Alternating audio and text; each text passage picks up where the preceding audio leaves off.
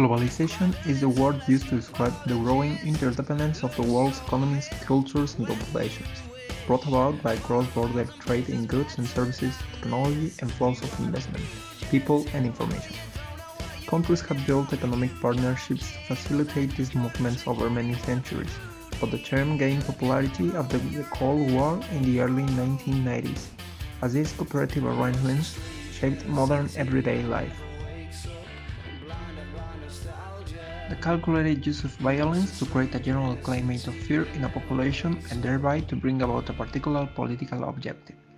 Terrorism has been practiced by political organizations with both rightist and leftist objectives, by nationalistic and religious groups, by revolutionaries, and even by state institutions such as armies, intelligence services, and police.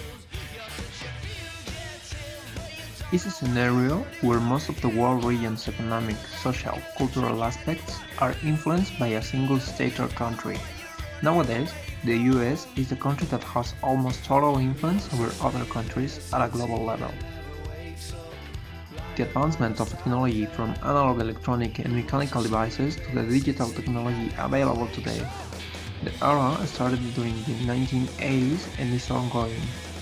The digital revolution also marks the beginning of the information era.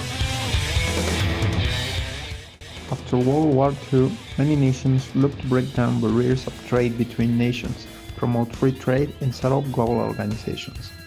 The Bretton Woods Conference in 1944 created the World Bank and the International Monetary Fund. Later on, the continual development of new technologies allowed the international communication to be easier, and the new methods of transportation allow people to travel from one continent to another and to exchange some aspects of both cultures. Poverty, inequality, globalization, technology, energy, oil, psychopathy, and Islam or Islamic fundamentalism, among other causes.